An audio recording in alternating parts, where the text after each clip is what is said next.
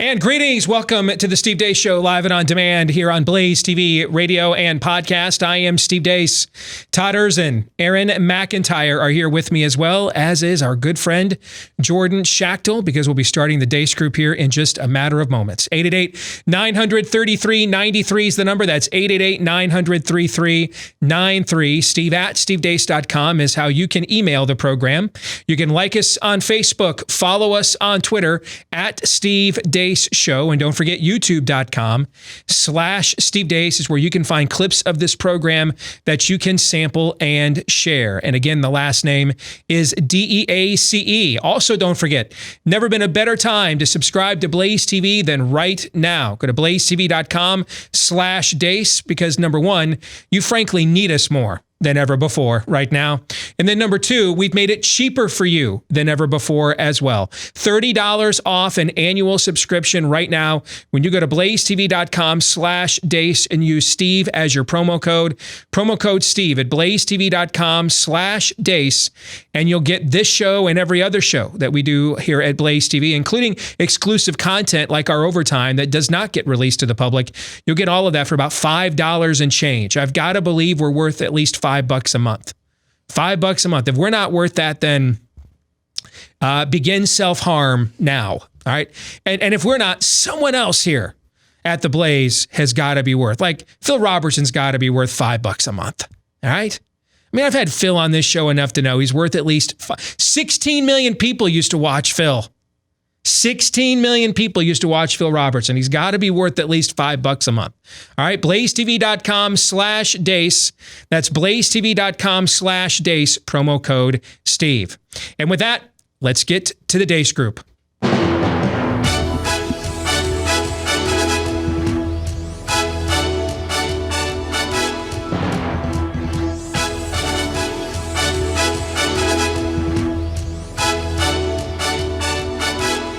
Your weekly look at the week that was begins, as it always must, with Bleep Democrats Say.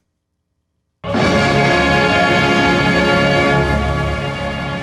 I think in this country, we've taken a very liberal approach to mortality. And the intent is right now that if someone dies with COVID-19, we are counting that as a COVID-19 death. John, if back to normal means acting like there never was a coronavirus problem, I don't think that's going to happen until we do have a situation where you can completely protect the population. It is fair to say things won't go back to truly normal until we have a vaccine that we've gotten out to basically the entire world. I just want to make a brief comment to get back to the discussion about the health disparities in the African-American community, because it really is very important. Those who have always been at the short end of the stick in a moment of crisis, it becomes even more evident and in this case, even more fatal. So we've long had, historically, because of a number of issues that are about systemic and institutional racism and just inequities across the board. You know the old expression about snitches? Well, in this case, snitches get rewards. We should be making it easier, not harder, to make sure to make sense to, let me put it another way. It makes no sense. So we just heard that these models showing death projections in the United States have fortunately been revised downward. That's good news, but the thing we have to be careful of, that we don't then take that good news to think that we might be able to pull back a bit. We've got to continue, in many respects, to redouble our efforts at the mitigation of physical separation in order to keep those numbers down and hopefully even get them lower. The next package, this is already being discussed, should include student debt relief for at least $10,000 per person. To center the humanity of every individual, family, and worker, and that includes not leaving behind our undocumented and our uninsured. And I don't think it's actually an overstatement to say that Donald Trump there are tens of thousands of people who will die in the country, or some of them have already died, more are still going to die because of Donald Trump's incompetence and lack of leadership. These additional deaths, many of them are unnecessary. They are deaths of incompetence. They are deaths of science denial. They are deaths of inequality. And so it's important for us to acknowledge how unnecessary the level of of crisis that we are at right now that is due to the incompetence of this administration. I got to tell you, Donald Trump has blood on his hands, and he has my mom's blood on his hands. Why is the president so convinced that this is the medication that needs to be stockpiled? What is in it for him? And let's face it, there's always something in it for this president when he wants to tout something. And so I'm very uncomfortable with this newfound love of hydroxychloroquine. I just don't understand it. The case where we cannot let this, we've never allowed any crisis from the Civil War straight through to the pandemic of 17, all the way around 16. We have never let our democracy take second fiddle. We can both have a democracy and elections and at the same time correct the public health. When you cast the alabaster into the fallopian tube and its effervescence overcomes the... Sorry. I don't... How do you share a country with that? You don't. And you I don't have anything... do I have anything in common with any of those people? How? What do I have in common with any of those people? Just the coronavirus-laden air that we breathe. Let's get to the first question. What was your favorite flavor of Shut Up Juice this week? Jordan Schachtel, you're the guest, so you get to go first. Go ahead, sir. I think I'm kind of astonished how we're not allowed to talk about the fact that Joe Biden has dementia, and it's painfully obvious and it's sad. And then when anyone talks about it, they just kind of deflect and tell you to shut up because Trump is president and he's a bad guy or something. It's just very bizarre. It kind of reminds me of the Obama years where there were certain topics you just can't talk about because the media said you can't talk about it. And Joe Biden's just a mess. And it's just sad at this point. It is just sad at this point. We have been talking about it, as you know, Jordan, on this show for months, that all the obvious signs of dementia are there. And that just frankly goes beyond partisanship. He physically cannot perform this job, period. And normally, Aaron, when you go off on your own and take initiative, which so rarely happens around here, sure, being the millennial slacker that you are, when you run off and take initiative, I tend to get a tad nervous. And frankly, if only because it so rarely occurs. But in this case, your editorial decisions, which I was not in on nor approved, your editorial decisions to include Debbie Birx and Anthony Fauci within your weekly blast of bleep Democrats say, I've rarely been prouder of you. And I just wanted to affirm that in front of the audience that you have passed your Jedi trials, Padawan. Well, thank you. Yeah, and I just want to say your concerns are well founded because usually when I start going a little bit rogue, you call that taking initiative. I call it going rogue. Exactly. What have you? Yes. Your mind immediately goes to crap.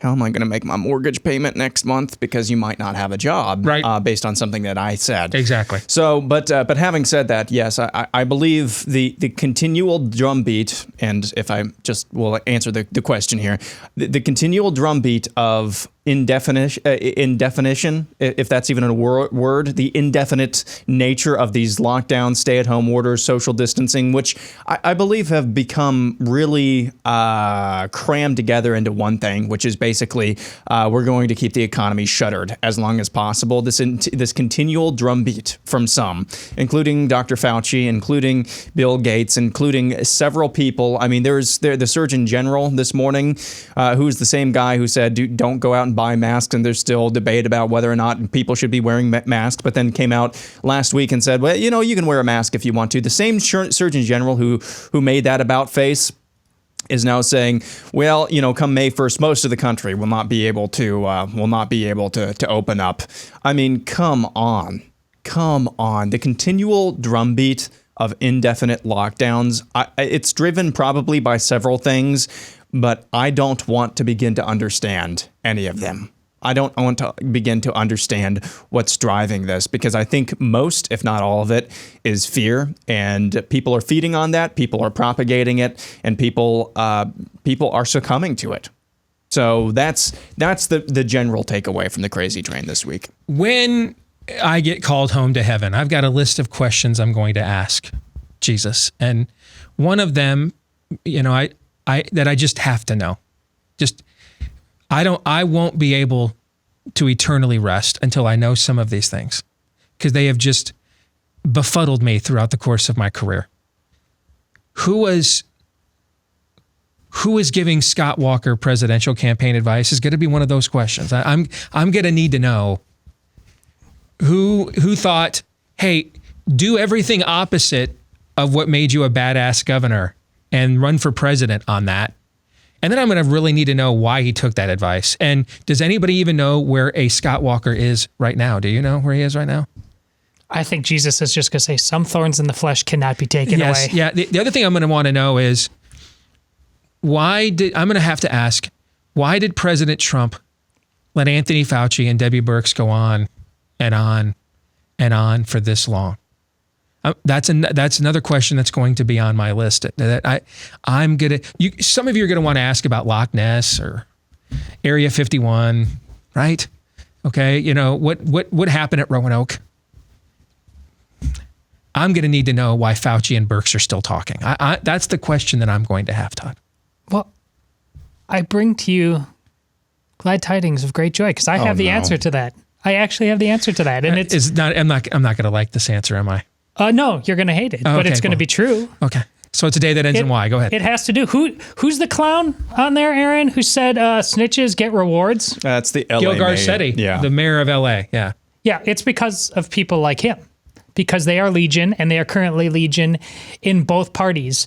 When you have that level of fellatio going on for everything you say and do, it's because of that. Dr. Fauci and Dr. Birx could not be getting away with saying what they're saying for this long unless the cult of personality was formed around them from day one. People saying we need to give him a Medal of Freedom, and it just goes on and on and on. And now you just see in social media that the level of walk on water status that man has because of people on every side of the fence that are constantly reinforcing one way or another to the president that this is a shaman that he has to keep close.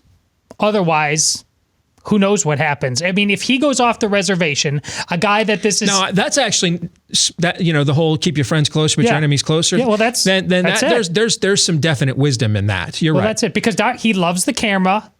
Dangerous as he is to President Trump right now, how dangerous would Anthony Fauci be out there on his own as a free agent? Is that what you're saying? Oh, that very much could be happening. But again, it all fundamentally goes to toadies like that guy. To say they exist to say, basically, you're damn right. I called the code red. Tyranny for everyone. Tyranny in every hat, in every pot. That's exactly why this is happening. I think we know Jordan well enough. I can do this to him. I'm going to spring something on him. I just want to get his reaction. All right? Jordan, according to Dr. Anthony Fauci, we may never be able to shake hands again, but if you take a drug that he heavily promotes and you're HIV positive, you're still safe to have sex with people. Your thoughts, Jordan? Go ahead. Yeah. I wrote this just a second ago, actually, that Anthony Fauci makes Mike Bloomberg look like a civil libertarian in that his solution to everything is basically the government's going to enforce a set of rules and regulations that will directly impact your life. Just recently, I think he said that people should have certificates to carry around to show they're immune. Yeah. Does he not think about these things? This is what happens when you have a scientist that starts thinking about very complex issues that he's never thought about before or hasn't thought about in like 50 years. Like, oh, what could go wrong? What could go wrong with people carrying around immunity papers? So what happens to the people that don't have immunity papers? Are they treated like pretty much criminals? Yes. Why don't you trust the experts, Jordan? Yeah. I think what we need here on a Good Friday is a White House task force press conference where Anthony Fauci suggests, guys, we're going to put a chip probably in the palm of your hand. Or on the forehead. Or on your forehead, just so that everybody knows whether or not you are unclean. You are COVID clean or not. That's America's Good Friday present. What do you think? Aaron, go ahead quickly. If not that, then the digital certificates or whatnot. If people don't have those or the certificates that show that they have COVID-19 antibodies, I think we should put all the people who don't in like something called a kindness camp for them. Yes. Where they can work together, if they want to, and get through their illness and be educated on the dangers of coronavirus. Very, very tolerant of you, Mr. McIntyre. Yes. On a scale of 1 to 10, with 1 being as much as I like Anthony Fauci, and 10 being as irritated as I am with this entire farce. All right, rate this week's level of total depravity, Todd. Oh, I'm parked at 10. You can't move me off it. Jordan? Yeah, it's a 10. Aaron? I'm going on 9. There he is. Let's get to issue 2. Good news. We cured heart attacks and apparently everything else. In the midst of the coronavirus panic pandemic, questions have arisen about how deaths are being coded by medical authorities. The big sticking point is whether people who die are dying with coronavirus or because of it. Dr. Deborah Birx of the White House's Coronavirus Task Force clarified this week. So I think in this country, we've taken a very liberal approach to mortality. And I think the reporting here has been pretty straightforward over the last 5 to 6 weeks. The intent is right now that if someone dies with COVID-19, we are counting that as a COVID-19 death. Well, according to Dr. Harlan Krumholtz, writing in the New York Times, there might be some correlating information. Dr. Krumholtz is a physician at the Yale New Haven Hospital in Connecticut. He wrote for the Times this week about the drop in overall patient numbers at his hospital, especially those dealing with heart attacks. He writes, quote, Yale New Haven Hospital, where I work, has almost 300 people stricken with COVID-19, and the numbers keep rising. And yet we are not yet at capacity because of a marked decline in our usual types of patients. In more normal times, we never have so many empty beds. He goes on to say, quote, what is striking is that many of the emergencies have disappeared. Heart attack and stroke teams, always poised to rush in and save lives, are mostly idle. This is not just at my hospital. My fellow cardiologists have shared with me that their cardiology consultations have shrunk, except those related to COVID-19. In an informal Twitter poll by Angioplasty.org, an online community of cardiologists, almost half of respondents reported that they are seeing a 40% to 60% reductions in admissions for heart attacks. About 20% reported more than a 60% reduction. And it might not just be heart attacks and strokes. Colleagues on Twitter report a decline in many other emergencies, including acute appendicitis and acute gallbladder disease. The most concerning possible explanation is that people stay home and suffer rather than risk coming into the hospital and getting infected with the coronavirus. This theory suggests that COVID-19 has instilled fear of face-to-face medical care. As a result, many people with urgent health problems may be opting to remain at home rather than call for help. And when they finally do seek medical attention, it's often only after their condition has worsened. End quote. Some updates since I chose this topic. The state of Ohio now, where Mike DeWine, aptly named, who's making John Kasich look like Hercules. His state now is even if they suspect you might have COVID without a test or you haven't tested positive yet, they were one of the first states in the country to panic. Their numbers haven't come anywhere close to what they were warning people about. And so now they're just going to fudge the infection numbers now. They're not just going to boost the death mortality numbers now. In Ohio, they're going to boost the infection rate. And at this point, if Debbie Birx, tell me how she doesn't sound like, and sometimes with the Iraq, people don't have maps, and that's really just tragic. Isn't she just beginning to sound like that now? Her voice inflection is nearly identical to that. Okay. We had this story yesterday in Seattle's CenturyLink field where the Mariners played. Just a few days ago, the military rushed in there to create a field hospital out of a large Major League Baseball stadium. They've closed it without seeing a single patient. In the state of Washington, which was the initial hot zone for this, remember, 30 of the first 50 deaths in America were all from that one nursing home in the state of Washington. I've had a guy who covers the news in Knoxville, Tennessee, send me a note. Same thing happened there. Someone sent me a note. Same thing happened in Denver, Colorado. I'm getting notes from people that work in the medical field all over the country. They're laying me off. One woman sent me a note. She's a nurse in Central California. We've got nothing going on here. They've cut me to 12 hours. I may get laid off next week. Jordan, what's going on here? What's going on is that 10% of the U.S. population lives in an area that I guess you could consider a hot spot, and the other 90% of America is not seeing a flare-up in cases or has a manageable increase or even a declining increase in cases. And because of our mass lockdown stuff, the other 90% of America is being impacted economically and in a societal way, in the same way that people are being impacted in New York City. So the whole model, the whole idea that this is going to increase healthcare capacity because we're kind of like, locking down to make sure everyone's ready, they failed to account for the fact that hospitals still need revenues, private practices still need revenues, they're still businesses.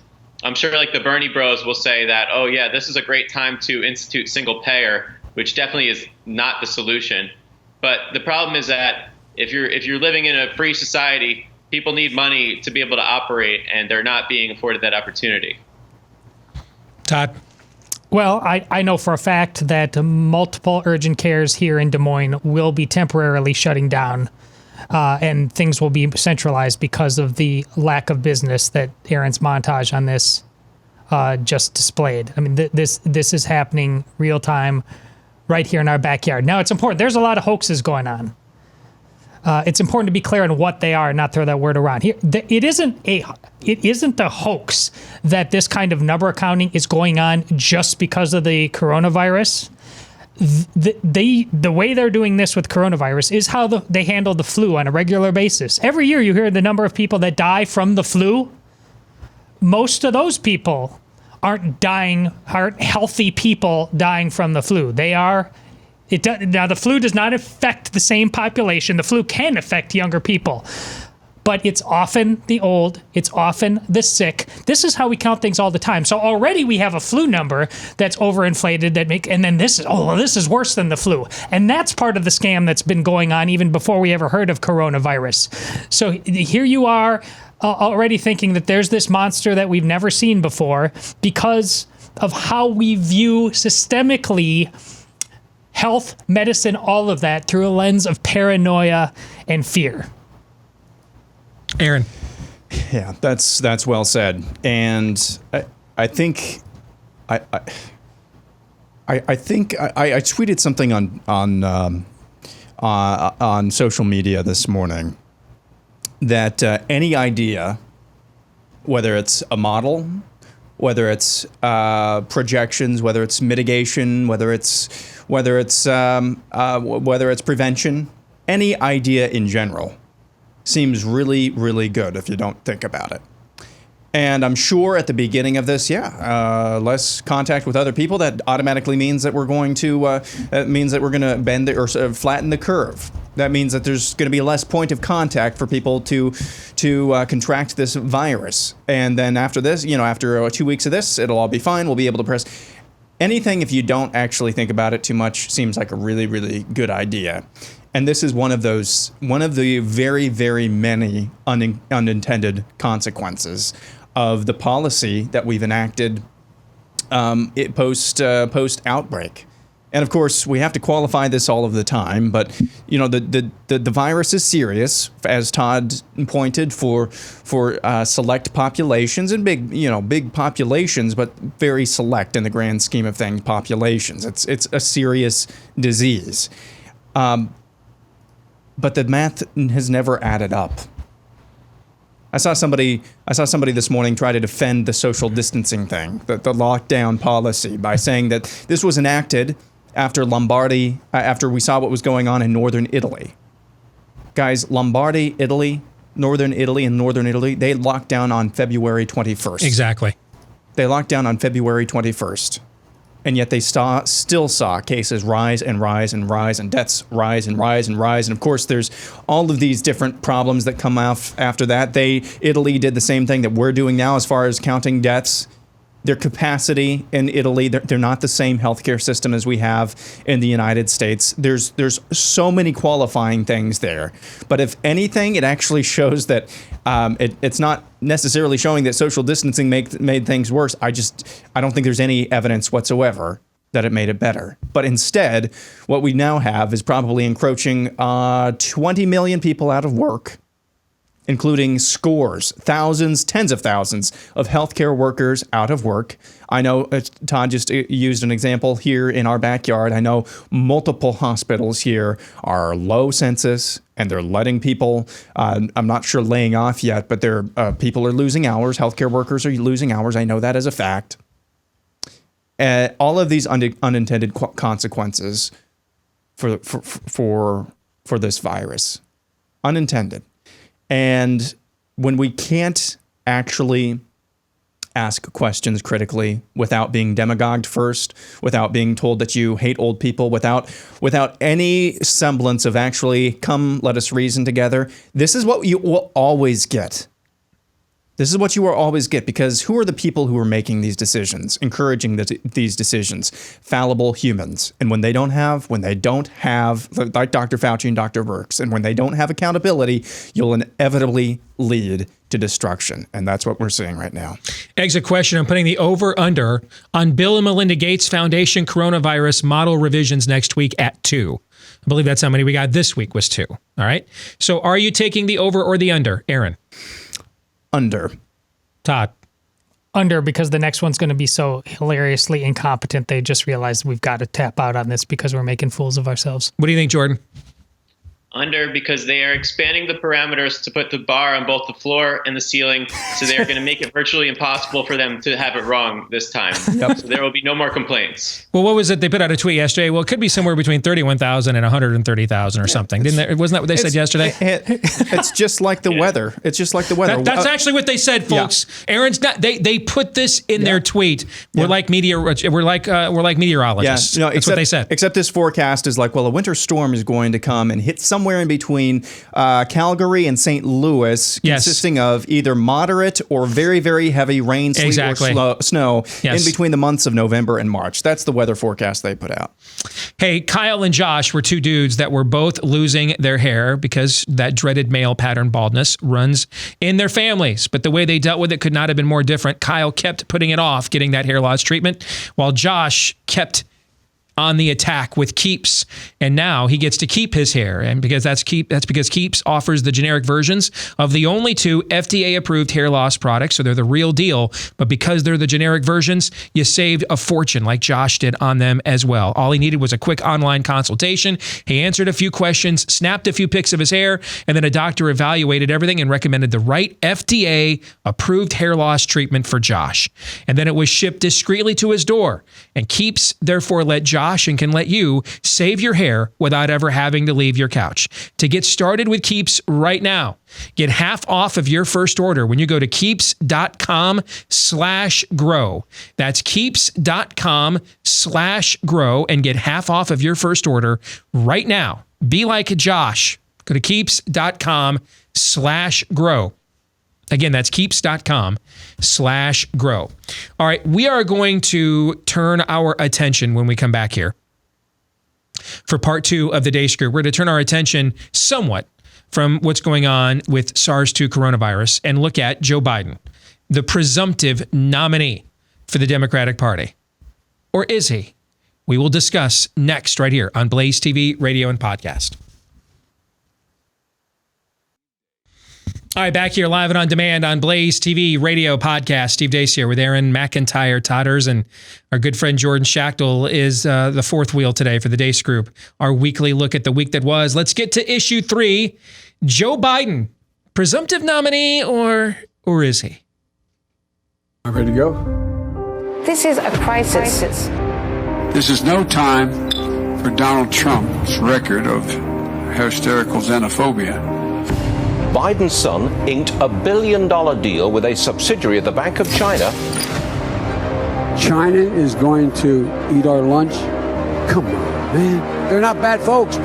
Since the outbreak, the Communist Party has been mobilizing overseas organizations to buy local supplies and send them to China. It is in our self-interest that China continue to prosper. What a beautiful history we wrote together. Banning all travel will not stop it. The president is right. The travel restriction on China, as every public health official we've talked to said, bought the country time. That was a very smart move right there. Hysterical xenophobia. Xenophobia. I complimented him on dealing with China. I'm not going nuts. That is the commercial the Trump campaign rolled out yesterday for day one of Joe Biden as the presumptive nominee for the Democratic Party. So let's begin with this question. Do you guys believe these head-to-head polls that have Biden beating Trump if the election were held today? Why or why not? Aaron, I'll start with you.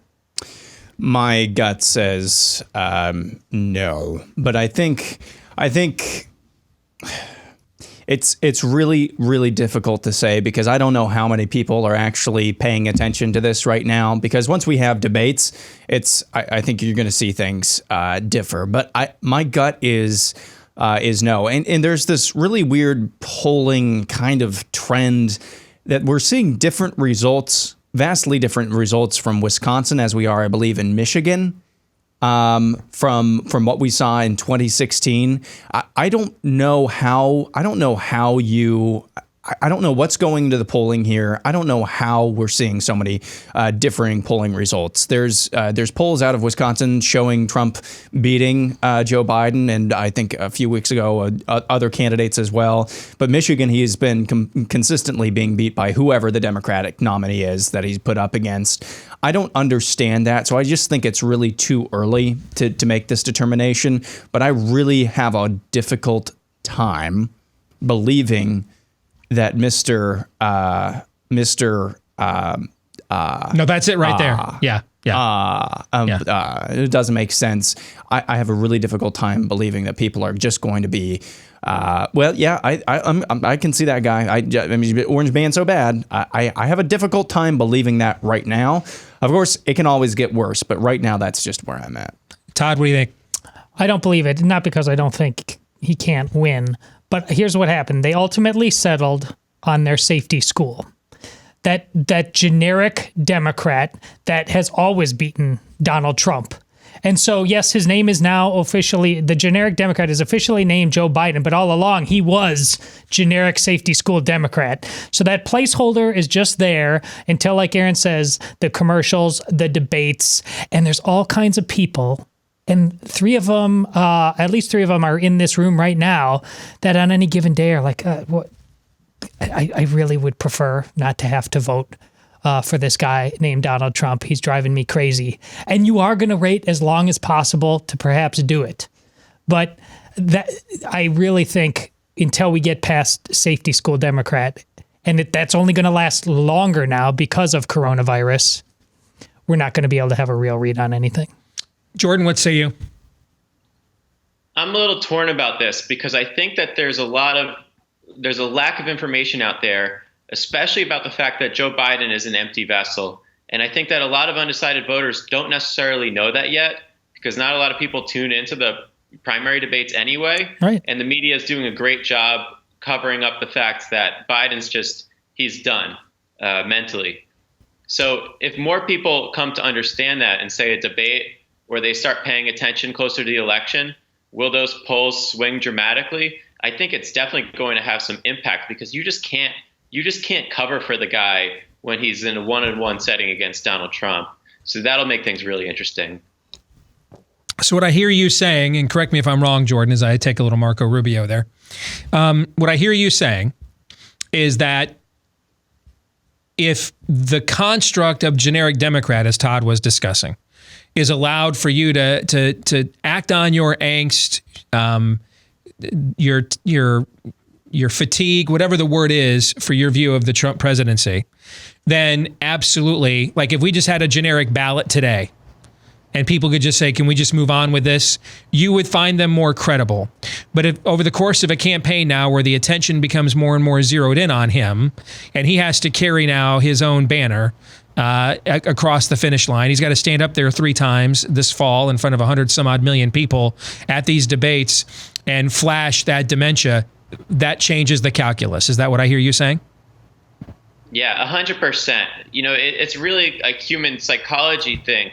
Like, are you willing to, if you're an undecided voter and sometimes you vote for Republicans, sometimes you vote for Democrats, or even if you lean one way or the other, and it depends. Do you hate Donald Trump so much that you're willing to vote for a guy that clearly does not have a handle on things? So does that mean that you're willing to just put your faith entirely in the administrative state to run the country? Like, do you hate Donald Trump that much that you're going to jeopardize the American presidency and the future of the country and put it into the hands of unknown bureaucrats? Maybe that's a calculation that people make. And I think the polls will start to indicate that once we get more exposure to Biden. What about these press briefings that the president is doing now?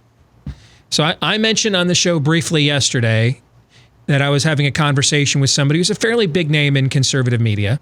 And most everybody listening to this show probably or watching it would know this name.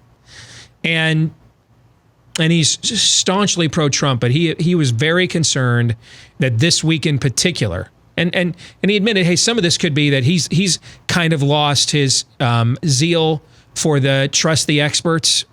Now he's evolving more into where you and people like you and I, Jordan, have been for the last couple of weeks. And so he thought that could be part of my analysis. But he said he was concerned that as these press briefings went on this week, they were beginning to become a loss leader for the president. They're out of new things to say because the models, the apocalypse we were promised has not arrived. And yesterday's announcement. Remember we didn't have enough ventilators. Remember that? Now we're giving them away to other countries. We've got so many of them.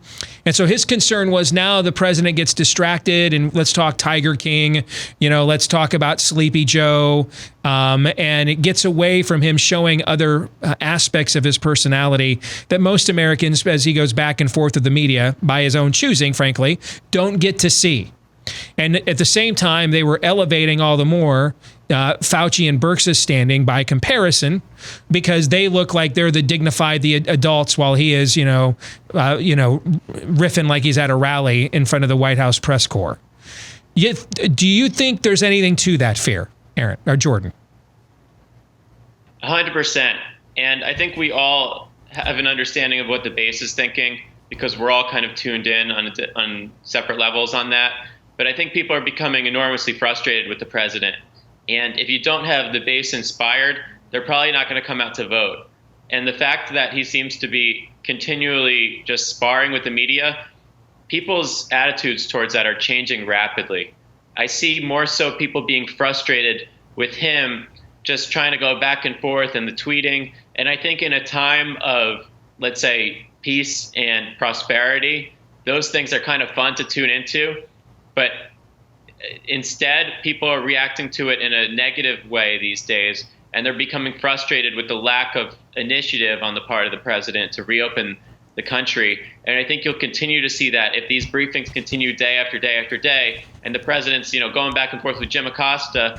I mean, that used to be fun. It used to be a nice distraction, but now it's like, all right, come on, man. Like, let's get serious about getting people back to work. And that would show up in the next round. The current round of approval ratings have been actually fairly favorable for him, but those would be lagging indicators of what people were thinking 3, 4, 5 days ago. What Jordan's describing would actually show up in the next, if his read of that is correct, then that would show up actually in the next round of approval stuff that we would see sometime early next week. But Todd, what are your thoughts? Well, I agree with Jordan's frustration as it relates to the base and Donald Trump, but more people are seeing, Twitter is in America, but more people are sitting down because they have nowhere else to go or anything to do and watching these press conferences and getting exposure to Donald Trump. And remember, the institution that is easily in the last month viewed as the lowest is journalism. Mm-hmm. I think there's a lot of people watching this, and the clear, obvious baiting and toxic questions that a lot of journalists are asking up there, And Donald Trump is actually, we're used to it, but I think they're saying, this guy's not so bad. He's just trying to be optimistic. He's trying to give us hope. The journalists keep saying like that's somehow bad. Yeah. There's a lot of people right now who may very well say, man, I don't really get where the hatred is constantly coming from. Agree if the conversation stays there. Agree. I think when we start coloring outside the lines, when he just wants to start riffing on, I agree with that as well. The world at large, I think that's maybe where we start getting into lost leader territory. But I mean, I agree. I mean, I've given up on the media. And I watched the entire first 2-hour White House coronavirus press conference when this whole thing was on a Friday, and I watched the entire thing. And man, I'd have gone out there. I'd have gotten a Trump face tat, Trump tramp stamp.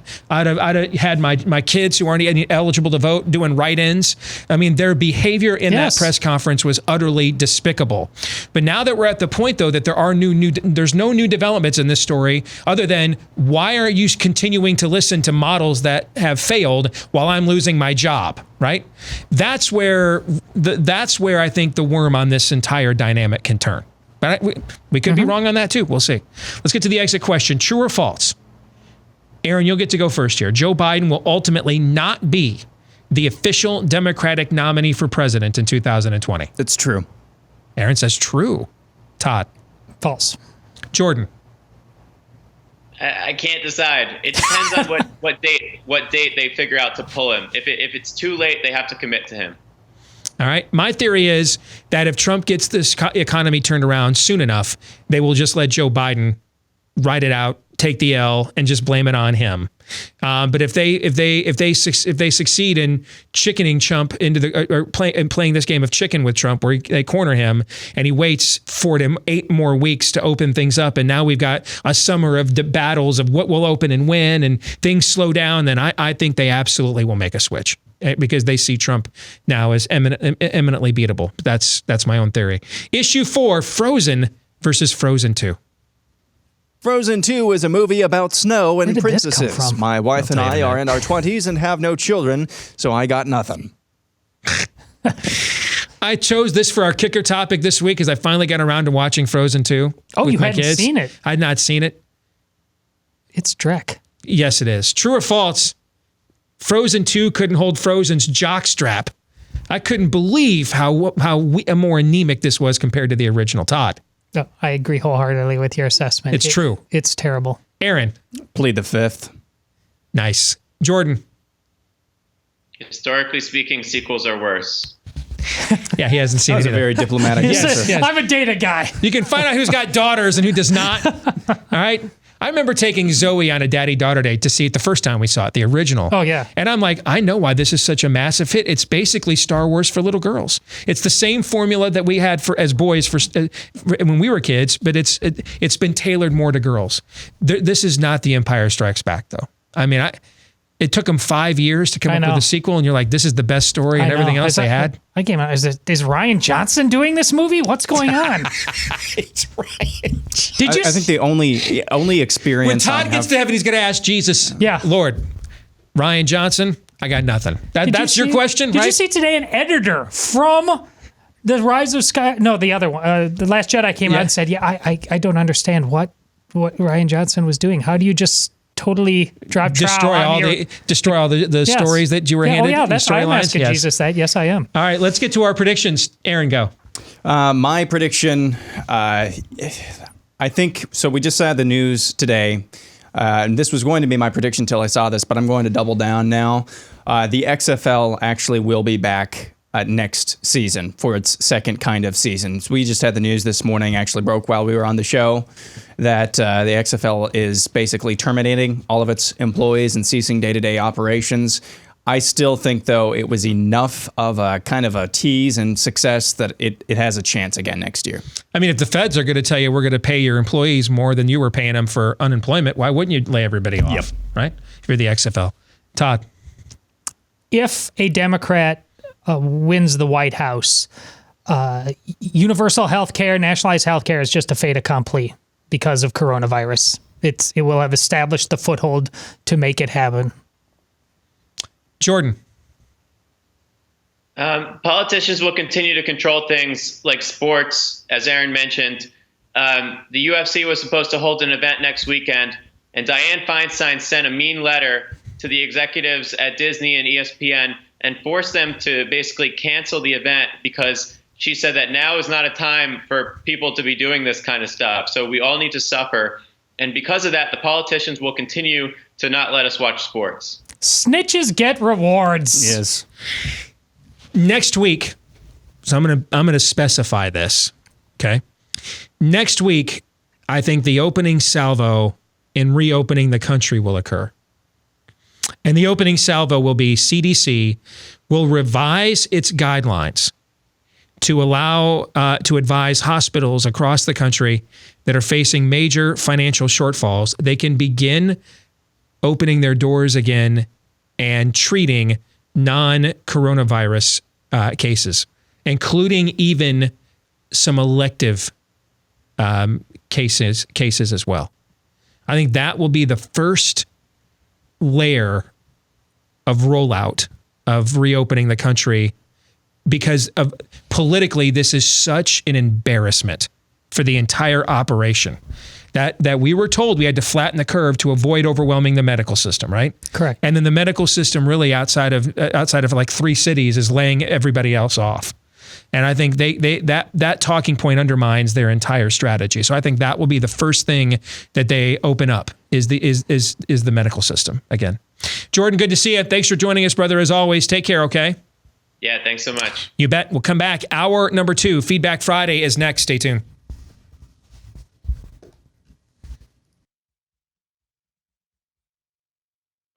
And we are back with Hour 2, live and on demand on Blaze TV, radio, podcast. I am Steve Deace, Aaron McIntyre, Todd Erzin.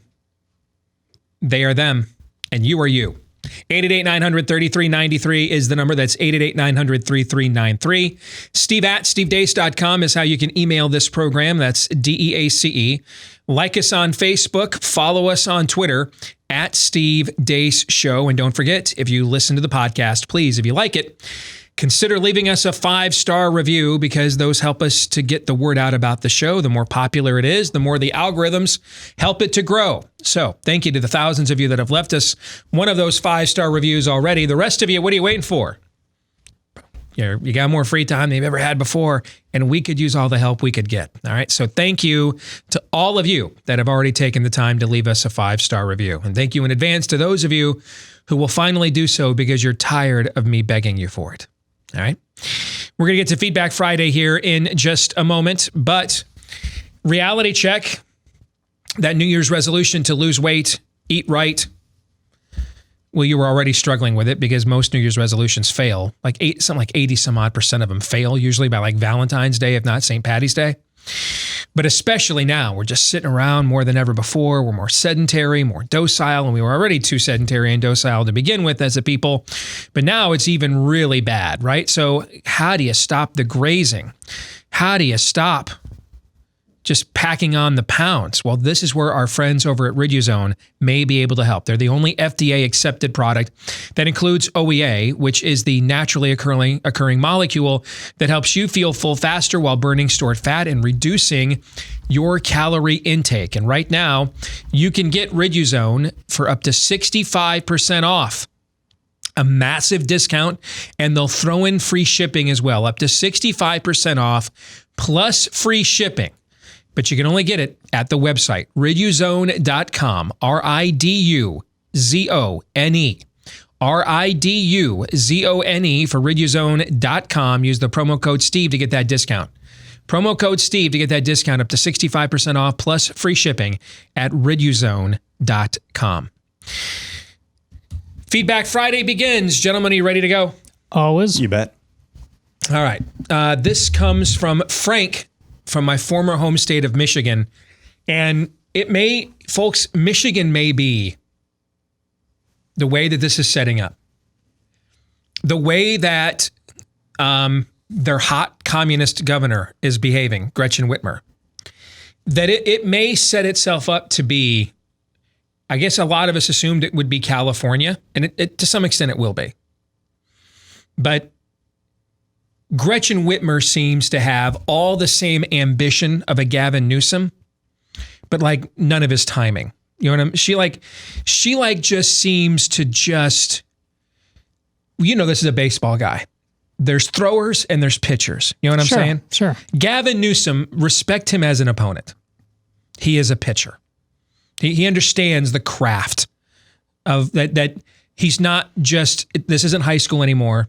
It's not just that he can throw 96 miles an hour and just, if he can't get his curve over and his changeup doesn't land, I just, dust these guys because that's what I did, for Eden Prairie High School back in the day, right?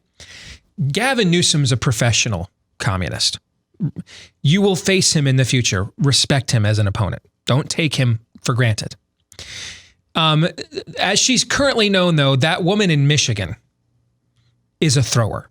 She's Nuke LaLoosh. Yeah. Yes. Thank you. Yes. This is rank amateur stuff. But in these circumstances, that could make her even more dangerous. Because it's clear right now she's trying to make a major play politically. She's making a major play, I believe, to be Joe Biden's running mate. But at the very least is attempting to seize on this. Do you think that's fair? Yeah. I mean, from the, I'll put you in jail for using hydroxychloroquine. Remember she did that, to now asking for it. All right. Remember there was the feds said they were going to deny my state services. And then when the Trump administration says, which feds? Actually, the feds have been great. All right. These are the kinds of mistakes that Gavin Newsom is not making. These are the kinds of mistakes you make because you struck out 16 in a double-A game last night. There's been a series of rainouts, and the Major League franchise is short of pitching, and they got a doubleheader coming up, and they're just looking for somebody to throw 3 or 4 innings, so they call you in. And you think you're just going to stand there and just throw the same 2-seam fastball that struck out 16 guys in Erie, Pennsylvania last night, right? That's what she's doing right now. It's a bit Elizabeth Warren-esque. Yes. I can be as nasty as you want to be and say, dot all the I's and cross the T's in the way you want, but that can't win at the big league level. It can't. You saw that. You saw what it did ultimately to her presidential campaign. Yeah. And now they're going to ban seeds. You can't go house to house in Michigan. I mean, just ridiculous levels of petty tyranny. Ridiculous levels. And I use that as the setup for this email that I want to read. This is from Frank. He lives in Battle Axe, Michigan. Now, I know a lot about this state. I grew up here, so I know the state very well. Okay. Can I, really quick, before to just set this up further, because you didn't even mention Gavin Newsom.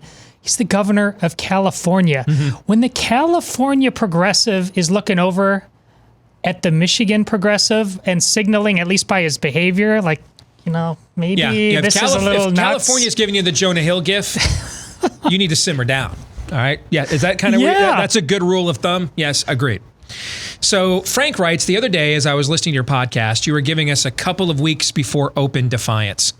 It is already here. I was rolling through small Indiana towns on the way to drop off another load of milk. Specifically, I was on Indiana Route 9, which picks up at the Michigan line and runs 60 miles south to my destination. Things in America are going on like it is the weekend. As I run down Highway 9 in every small town, people were out and about. In LaGrange, a family... See, I've made this drive a million times, going through Indiana to get up to Michigan, coming from Des Moines and back. So I'm very familiar with the route that he's talking about. As in LaGrange, a family was taking pictures on a courthouse steps as women were pushing strollers with babies down the street. In Wolcottville and Rome City, the boat landings were full of cars, and I could see people violating the 6-foot rule on their boats while they were drinking a beer and casting a fishing line. In Albion, a group of boys on bicycles pumped their fists, encouraging me to give them some air horn from my semi-truck. In Columbia City, the Walmart lot was packed full of cars. In Huntington at the dairy, things were normal. No one was wearing masks, conversations were being had, and milk haulers were swapping stories and catching up with each other. Also, generally speaking, traffic is getting back to normal. This week, people will not be cooped up, particularly with the weather getting better. The only thing that wasn't happening was business at small town shops and restaurants. It was sad to see. It seems to me that once again, the government is picking winners and losers. Lowe's and Walmart can sell me bedding plants, but my local greenhouse cannot. I can get a takeout from a fast food joint, but can't get a meal from a local place who tried takeout and delivery, but then couldn't keep up and shut it down. My local insurance agent is thinking about going back into nursing because her policies are all canceling. Why pay for car insurance if you're only running a mile to the store? Cars are not being sold, so new policies are not even being written.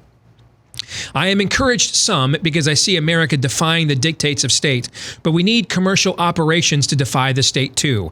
No jury would convict a person trying to earn a living over a lockdown order. Well, at least not in this part of America from which I come. That is from Frank in Michigan. So let me tell you this. I had to go to my car dealership yesterday for a quick repair. And it's in a small town in Iowa, about 30 minutes from here, the town is called Granger. And I got to tell you guys, I saw the same amount of traffic on the way out there yesterday as I would see this time of year. I make this drive a few times every year. Why? Because there's an outstanding service department manager out there. There's a long-term friend of mine, Larry Jackson. And everywhere he goes, that's always where we buy our cars, because we trust him to do us right.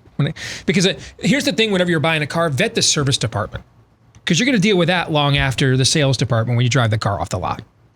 And it's a little bit of a hassle to drive this extra 20, 30 minutes just to get your oil changed and everything else. But what we have saved in terms of peace and comfort and money on the back end, and having the same guy and the same team do everything for all of our cars the whole time, it's worth it. It's worth the hassle in the end. Agreed. All right. So on the drive out there, I make this drive numerous times a year. On the drive out there, I saw roughly the same amount of traffic as I see any other time I make that drive. I saw roughly the same amount of people at, gas stations and Walmarts and Lowe's as I would see any other time of year with anything else going on. What was different, though, was on the drive back. All right, so this part of our state is a growing exurban area. There's a lot more commuters back and forth that are working in Des Moines and then driving out and living in Granger. And so if you try to make this drive, because there's only like one main road in or out of this Granger area, if you try to make this drive like between 7 or 8 a.m. or 4 to 6 p.m. when all these people are commuting to and from work, it can be like, it's far worse than our main freeway in Des Moines, because it's 1 lane or 2 lanes each way, and it can be a parking lot. On the way back, coming back at about 4 o'clock yesterday, where I should have seen a lot more traffic, that's where I noticed the difference. And it made me think of Frank's email, where on the way out there, early in the afternoon, after we get done with this show, people are still largely at work. Same kind of traffic, same amount of people at the gas stations, the Walmarts, etc. On the way back, though, later in the afternoon, after my repair is done, when that should have been all your commuting traffic of people going to work and back, that's when I noticed a precipitous decline. And it just made me think of Frank's email. Your thoughts, gentlemen? Well, I think it's proof of kind of we are right where we started in many respects. We have 2 Americas, and there are a lot of people out there that are just chomping at the bit to get back. They don't see any big deal. They'd be happy to be in, normal size crowds again. They're not afraid. But there is the face mask paranoia crowd as well. So we're just going to, it's like my theory about 2016 and 2017. And I said 2017 was going to be worse after that election, as crazy as it was. And it was, and it's still getting worse and worse. It's going to get worse even after coronavirus, because that to America sense is only being emboldened by what we are going through. It's not bringing us together. We're not all in this together. That's what I see once again through letters like this. I think that is true in this story for sure, but I'm not sure the political fault lines are as obvious or as similar as they typically are. I think this is largely socioeconomic, even more so than politically. I mean, if you're a poor ethnic family in Queens, New York, You can't really be a poor ethnic family in Brooklyn, New York anymore because they have redone that borough, and it's gorgeous, and families and stuff live there now. I know, because when I was auditioning to take over New York drive time radio a few years ago, that was one of the areas we were looking at living in. All right. But if you're an ethnic working class family in a place like Queens, the reality is you're just not afforded a certain level of fear, because the realities of life and of your quality of life and your station in life just don't permit it. You're just not permitted to not ride the subway. Know what I'm saying? Yeah. That's just not an option to you. I mean, that's like saying to somebody who's living there, hey, after you might as well tell them to stop breathing, almost. Sure. All right. So now that person's probably, given the demographic profile, never voting for Donald Trump, no matter what. Or George W. Bush, or John McCain, or Mitt Romney, or Ted Cruz, or Scott. Pick a name, any name with an R after their name, no matter what their issue profile is, their personality, how more centrist they are, how right wing they are. That a person with an R after their name just has never happened in a community like that. But when the Knicks come back to play, they'll show up if they can afford to go to the game. And they'll gladly take advantage of the fact that a lot of people who can afford that kind of level of fear may not be sitting in those seats the way that they used to, and the costs come down, and they'll be like, we'll be happy to take our kids then. Yes. You know what I'm saying? Yes. Like, I think this divide of two Americas is very prevalent right now, but I don't know that it's the political fault lines that we typically see. That a lot of it could very well be, for me, I make a good living. I'm not rich, as I've told you before, but I'm not poor. My family can afford to be afraid if we wanted to be, meaning more than vigilant. If we wanted to buy into the panic porn, I could sit out for a few weeks, months. I could do that. We could not do anything, never leave our home. You know what I'm saying? Have everything delivered, do takeout every night. We could do stuff like that, particularly in Des Moines, Iowa, where you know, you can have a nice home for $300,000, and in New York City that might get you a 1,000 square foot flat with a shower. All right. We could afford it, but for us, this is largely ideological. We like that for our family, it is, what's the truth? If the truth is we have to panic, we're going to panic. But if the truth is we don't have to panic, we're just not going to do it, even if we can afford to. And at this point, my wife, I think, would happily get injected with coronavirus just to let it run its course through her body so she could get the hell out of the house. That's where she's at right now. All right. But I think there's all kinds of people who ideologically might not agree with my family's approach to this, or how we vote or don't vote, who will be joining us at football games this fall, just because their station in life doesn't permit them that level of insulation. They have to leave to make a living. They can't do it from home. You know what I'm saying? Yes. Funny. And I think that's where you're going to see the fault line on this. And we were joking yesterday. Maybe we should say this on the air, and then I'll throw it to you, Aaron, okay? We were joking off the air yesterday. It's going to be very awkward when Roger Goodell shows up for an event at the Rose Garden this June next to President Trump, urging the Democratic governors in California and Michigan to open their states back up so they can have NFL training camps. We flatten the curve. It's time to get back to normal. All right. America needs the NFL. It's a unifying thing in our lives, right? A couple of years ago, the president and the NFL were literally in open warfare against each other. I mean, this thing could make for some very strange political bedfellows. Could you see Hollywood executives where I mean, they're the peddlers of leftism, but they need to, you know what, they got to pay for those homes out there in the hills, in the Hollywood Hills, and their Elysiums as well. And now you're saying, hey, AMC, the #1 movie theater chain in the country, if they don't get to open by August 1, Wall Street analysts said yesterday, they're going under. That's 2,000 fewer screens to show Mulan on or Wonder Woman on this summer, which means they make a lot less money on those movies. Yeah. Could you see Hollywood executives joining with Donald Trump to say, hey, Governor Newsom, we really need to open the state back up? I think this is going to cross some lines. Well, I didn't mean to, and you're right to clarify. This is not, the Republicans are going outside and only the Democrats are inside. That's not it. But we were already in the tribal other camp. If you are the other, I hate you, you're a subhuman, you're a terrible person. When now you have this level of paranoia that Aaron has also talked about, that's what I think. It's that part's not going to go. I think that's going to be more telling long term than the temporary situational kumbaya that you're talking about. I do agree with that. Aaron, go ahead. Yeah, so specifically talking about sports, Seton Hall actually had a survey. I don't know if you guys saw this. I did see this, yeah. So the survey said that about 72% of Americans say they won't attend games, sporting events, unless there's a vaccine available. And I had the same thought that you did as well. This means that the price. So what happens when there's less demand for something? Goes down. The price goes down. Yeah. Which means, does that mean that fewer or more people are able to be able to afford that ticket? More. That means more. Yeah. Which means you're opening up a broader market, which means that more people will actually attend. So it means the overall value for somebody like it by my Hawkeyes. So maybe ticket prices will go down because the demand is down. So they're getting less money. So the butts are still going to be in seats, at least to some degree, because more people will be able to. It's just that's just economics, because they're making it available to a wider swath of people. Because I think you're onto something with the socioeconomic divide.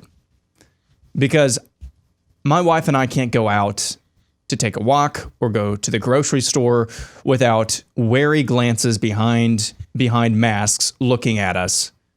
We've completely lost. I don't know if I want to say completely, but at least where we live. I don't know if you've seen this, Steve, but at least where we live, it seems like our neighbors have completely lost sight of the fact that their neighbors are actually humans and not potential carriers of coronavirus and transmitters of coronavirus. But like you said, we're in an area where people can actually afford to be panicked. Mm-hmm. There are lots of people where we don't live who cannot afford to be panicked and have to take their chances and live, and God bless them as well, who have to live life and who have to find ways to survive and persist and not. They don't have the luxury of fear, is I guess what I'm saying. And so that's going to be interesting to see moving forward. Next note, and this one comes from Devin. If we all get out of this without too much hurt, it will be because of shows like yours and such a small handful of others. I've been spreading your show around to anyone that will listen to come out against the grain like you guys did. When you did, took some freaking sack. Nice. You're very appreciated in our household. Thank you for being you. Now, here's why I shared this note, because you guys know I get really uncomfortable sharing positive feedback. All right? But I have gotten this kind of note. Well, right now I'm getting every kind of note countless times. All right, but this kind of note I have definitely gotten countless times, and so I just kind of picked on Devin to use him as the way to say thank you to all of you that have sent us these kinds of notes. I've tried to answer as many of them as I can. I cannot keep up with the volume of email we're getting. This week we had a record amount of listeners, viewers for this show. Sorry, I'm going to pull a Joe Biden and sneeze here in a second. Okay, I think I avoided it. All right, we set a record going into today for most viewers and listeners to this show since we came here to the Blaze, and that's on top of the week prior when we had one of the very best weeks we have ever had. So thank you to all of you that have sent us those notes. Here's the second reason I wanted to share this with all of you in the audience. Because there's more of you than you think. A lot more of you than you think. I know over the last few years I've said the so-called silent majority, as we used to describe it. And the way that we used to describe it in the silent majority is 40% of Americans were Republicans, 40% were Democrats. You had your independents in the middle, but then you had this silent majority of people who don't watch the news, but that were really with us. And if we had the right issue, in the past it might have been the Tea Party, or it might have been the marriage issue. We could get these people to show up huge for us, right? And shock the system on election day. That a lot of that so-called notion is gone now. But in a cultural sense, it's very much alive with an issue like this. Because you're being told that you're not allowed to have these opinions because that makes you a terrible person. And that's meant to silence you so that you don't find out there's actually a lot of people who think the way that you do. Now, I was called every name in the book growing up, and some of them probably I deserved. I have made a career out of taking contrarian stances, not on purpose. I just often find the conventional wisdom horseplate. And I haven't always been right, by the way, doing that. But when I have been right doing it, it's when I've been the most right in my entire career. And I knew we were right about this before I even started vetting the models, when the immediate reaction I got to just merely asking questions was demagoguery. Because I've seen this game plan before. I've seen it before. And one of the things you'll learn that's annoying about having me on your team is I don't just do this situationally. I do it with everything. Even on the stuff I agree with you on, I do it. Okay? So to a lot of our new people that have found us here in the last couple of weeks, welcome. We appreciate your support.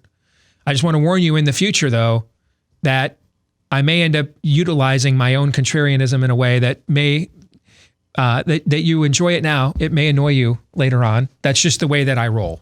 I'm instantly suspicious of going the way everybody says is you need to go. Because more often than not, that's wrong. Doesn't mean, did I say it was always wrong? Is that what I just said? No. No, I said more often than not, it is. All right? Which means, if it's true that when I've been the most right in my career is when I've been the most contrarian, well, then it can also be true then that the times that I've been the most wrong is when I have pushed it too far as well. Okay? So, but my career in this industry and in activism has taught me when the immediate answer to a contrarian or skeptical question is demagoguery,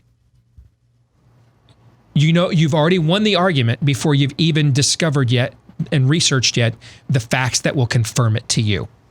Because if the knee-jerk immediate reaction is, well, you just hate old people.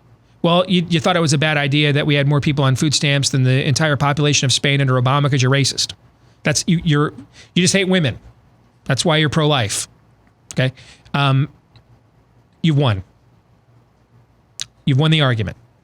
You may not have all the right reasons yet assembled for why, right? Like we talked earlier this week that the theory I've been operating under that this thing has been here far longer than this effort we've had to flatten the curve, which is why our models are way off. They had no baseline to start with, or at least not the right one. They're starting from a baseline of early to mid-March, and it was here the entire season. But I admitted to you that the reason I've not aggressively pursued that theory in terms of promoting it as the position of our show is because there was a major hole in that argument. How do I explain the current spike, which was still less than was being forecasted, but was still a noteworthy spike in New York City that was unignorable, right? It was going on. That was happening. So how do we explain that? And so I needed to wait to see if information would arise that could explain it. And if not, then I'm going to have to reevaluate my own theory. Well, we have information that could confirm it, which is we just continue to take people in from China, up to 40,000, even after the president attempted to ban this back on January the 31st. So I want to also thank you guys. I think I anticipated we'd get more pushback to our skepticism when the president backed down on opening the country up by Easter, and that actually did not happen at all. Meaning that I thought people would think, well, I don't know, maybe I got to support my guy. That's my president. Maybe he's right. I don't want to be disloyal or, What we've actually seen is the exact opposite is true. And I think that should be a message to President Trump, which is your base is willing to accept a lot of your shall we call them, rough edges. Is that fair? I think they're willing to accept a lot of rough edges if you are their instrument to drain the swamp. But sir, if you are seen as not, they're not nearly as forgiving as they were previously. Meaning they're willing to make this purely transactional if you hold up your end of the bargain. But if you're not, our audience numbers have shown the last couple of weeks, this isn't an unconditional transaction. There are people, and every politician has a cult of personality. That's just we have people that listen to this show and think everything we say is right and it's not. That's just the reality of being in the public eye. You cannot avoid this to some degree. And the more visible you are, the more acute your cult of personality around you will be, right? Sure. There's always groupies, okay? But there's a whole lot of people going to those rallies that have really digged what we've been doing on this show the last week or two, even when the president has been handing over his authority too often to Fauci and Birx at the same time. And I think that's a message that I hope, because I know there's people at the White House that know what goes on in this show. I hope you're listening to that, okay? That your people will stand with you no matter what if they think you're standing with them. But if you're standing with Fauci Birx, they're not moving over there with you. More in a moment.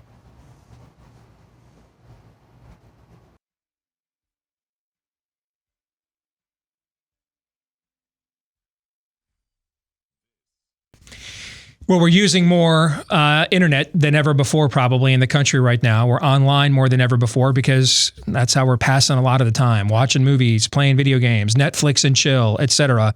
Trying to get through this quarantine. That means that your data is out there and exposed more than ever before as well. So if you don't want the people that are pushing this panic porn, and if you don't want the fact checkers who told Daniel Horowitz that his recent piece of Conservative Review was false for just quoting directly what Debbie Birx actually said about them padding their numbers with coronavirus deaths. If you don't want to expose your web browser history, your email data, your video searches to those kinds of people, you're going to want to check out ExpressVPN. Have it with you every time that you go online, because that way big tech companies can match your internet activity to your identity and your location using your public IP address. And when you use ExpressVPN, these companies cannot see your IP address at all. Your identity is masked and then anonymized by a secure VPN server. I'm using ExpressVPN right now. I've got my phone right here in my pocket. I'm using it right here on my laptop here in the office as well. All right. So if you want to protect your online activity and make sure that your internet data belongs to you, and not to a bunch of progressive elites in Silicon Valley. All right, then ExpressVPN is your answer. Get 3 months free right now at expressvpn.com/Steve. That's ExpressVPN, V as in victory, expressvpn.com/Steve for 3 free months when you get a 1-year package. 3 free months with a 1-year package right now at expressvpn.com/Steve. Let's get back to Feedback Friday. This is from DJ. Just a suggestion, since we are all pretty much stuck inside most of the day due to multitudes of government mandates, would you consider changing the "while we were away" segment to "while you were in government lockdown"? It would only be temporary and last only as long as the national emergency. Aaron. I think that's a pretty good idea. For a while there, a few weeks ago, I was thinking about changing it to what happened while we were left behind, but that never happened. So what happened while we were in government lockdown? That's not too bad. What happened while you were in quarantine? Yes. Yes. Is this a trial run, Jeff Davis writes, by China to see how they can take us down or put us in a position to bring the USA to our knees? Our government and cultural reaction has to be important to their world dominance agenda. Well, we've discussed this on the show previously, Jeff. Even if that's not the case, let's just stipulate that a virus from a colony of mammal that is 900 whose main nesting area is approximately 900 kilometers away from the city of Wuhan, where there are not one but 2 Chinese viral laboratories. Now, even saying this out loud, Don't you just snicker at just how dumb that sounds, trying to connect those dots as random? You know what I'm saying? Sure. Mm-hmm. Okay. So this one species of bats, main nesting area is about 900 kilometers away from Wuhan, where, however, within the city limits, they have not one but two Chinese viral laboratories. So they don't have a main nesting area for this bat where we apparently got this virus, but they do have a couple of viral laboratories. Okay. Let's just say that it came from this bat migrating. It was about 900 miles from its main nesting area, because let's say it was brought there to, for wet markets or who knows what. All right. Let's just say this is all just a random tragedy, because we do have random tragedies, folks. We're east of Eden here, right? All creation groans with sin. So there are random tragedies, right? There's orchestrated ones and random ones. Let's say that this is purely a random one. At the very least, haven't we shown our primary competitor in the world? Haven't we shown them a bit of our soft underbelly that will roll over here? Haven't we shown a little bit of the rear end here to the Chi-Com? At the very least, even if this is just a random tragedy, at the very least, have we not shown them how we will just surrender much of what makes our culture superior to theirs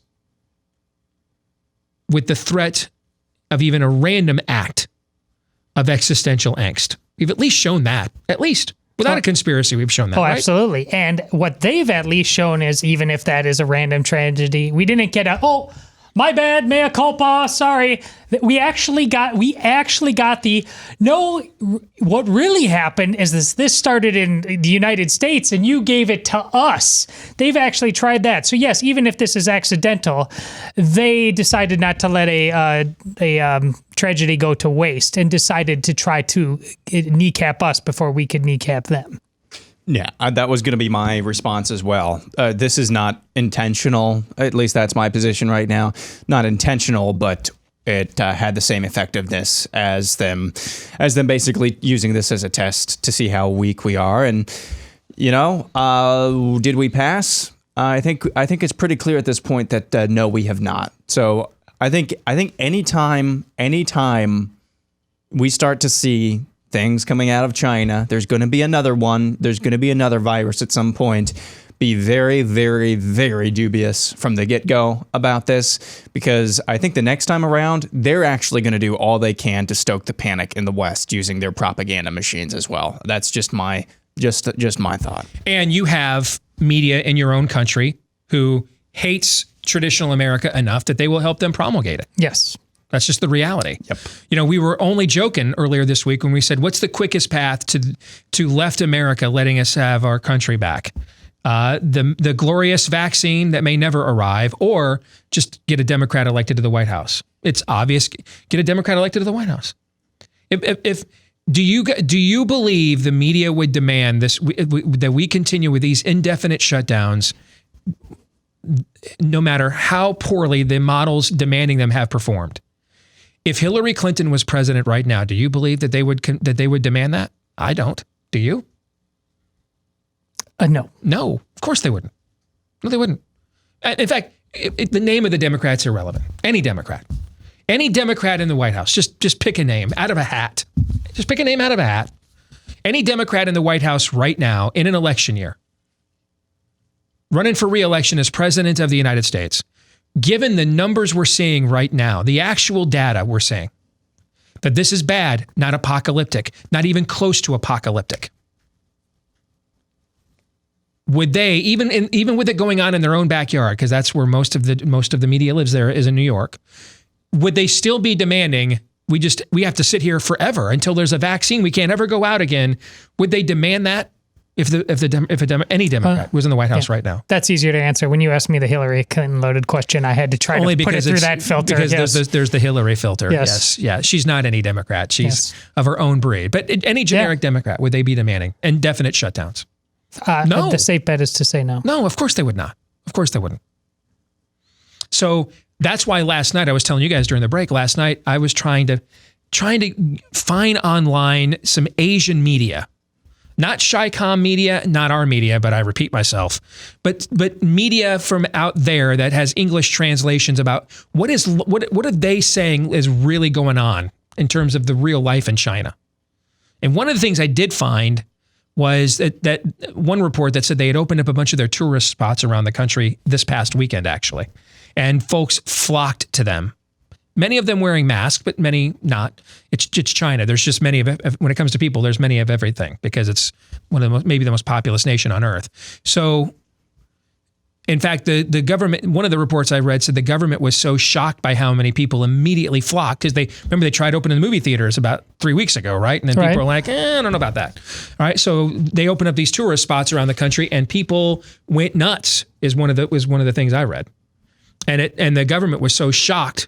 The Chi-Coms were so shocked by how many people flocked that they actually then began trying to herd people in and out faster because they were concerned that they were too on top of each other, even in that outdoor environment. That was one because I think a lot of this is right now a game. That's why I'm trying to figure out. I think it's a race between China and the United States. Which one opens its economy up for business first, and resets its place of economic dominance in the world. So I'm fascinated trying to figure out, given the theory that I'm working off of, what is daily life really like there?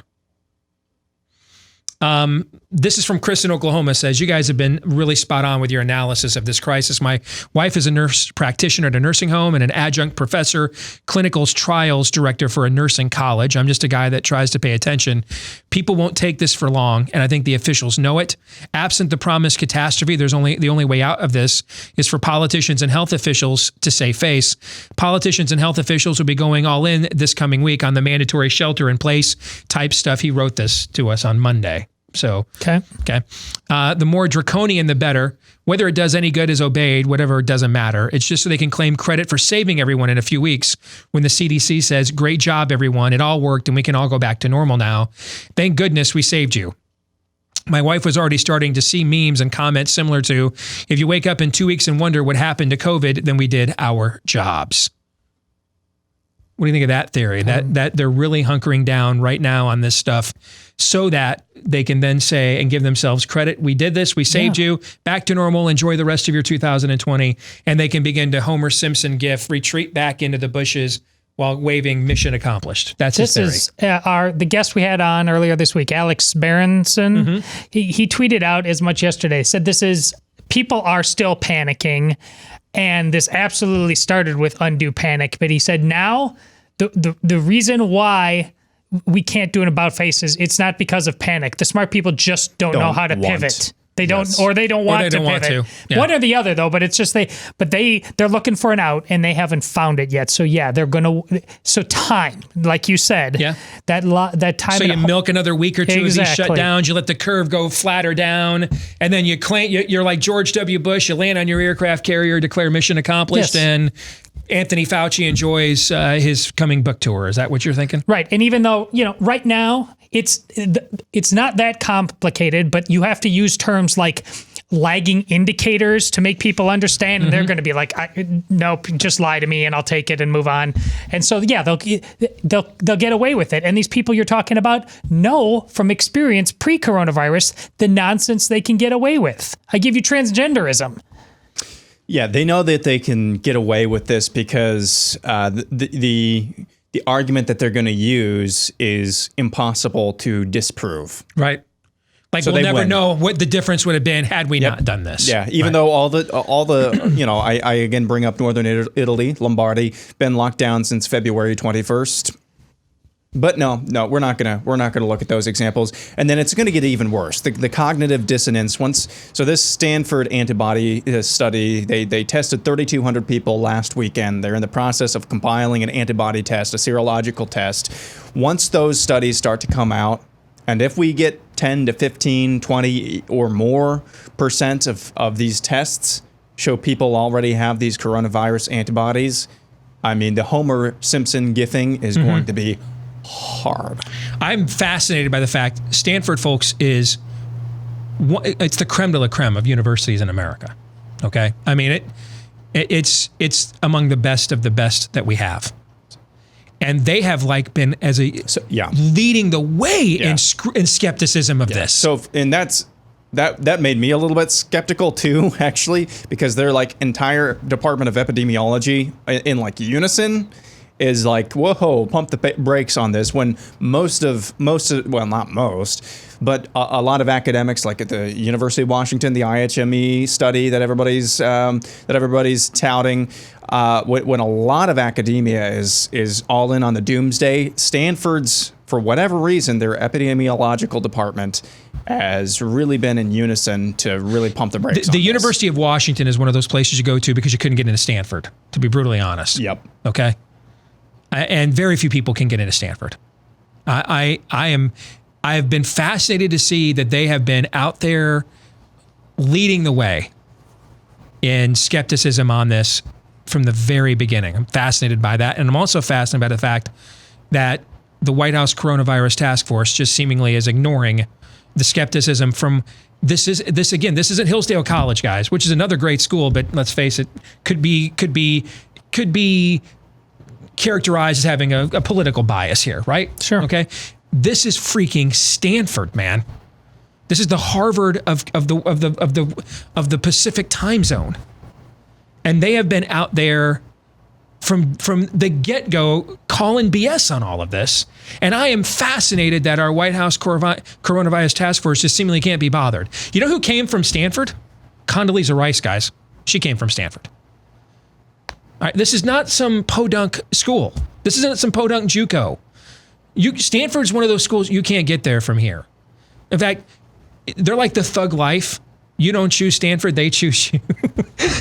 So, they have been out there just dropping bombs on this the whole time. Don't you find it fascinating that our own White House Coronavirus Task Force just is like treating Stanford like it's, it's last chance you. Here's the really weird thing that really pisses me off, to be honest.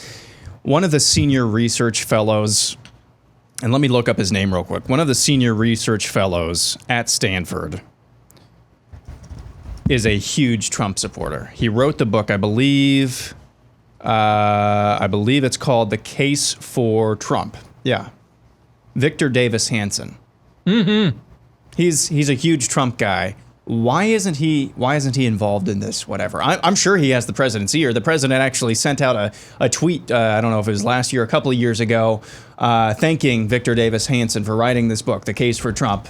I don't know why they're not listening. He's a senior research fellow, I believe. Oh, he's been around for a long time. And he's been. Steve, you've probably interviewed National him. Review? I'm sure that I have over the years. He's written some book or something, right? Yeah. That we probably talked. He's been about. around forever. I mean, in conservative circles, he's a household name. Really? Yeah. Okay. Because I've been seeing him on stories surrounding this serological test as well. I don't understand why he hasn't been a closer part of this. I've been in enough conversations on social media now. The same pattern happens. We're trusting the experts. You link them to Steve's story, which just expert after expert after expert. Oh, well, Blaze is hysterical, right-wing nonsense. It doesn't matter. You can give them all a bunch of other experts. At the end of the day, they're going to... And it happened on sports radio yesterday, which is utterly brainwashing people. And basically, they respond with, well, what? Your answer would have been to do nothing? Yeah. It's all straw men everywhere you turn. By the way, Stanford in the U.S. News World Report National University Rankings, number 6, behind Yale, Harvard, MIT, Columbia, and Princeton. All right, and ahead of several other Ivy League schools. So there's that. Yeah, again, just some, podunk last chance you JUCO. Totally ignored. Have a great weekend, John 3:17.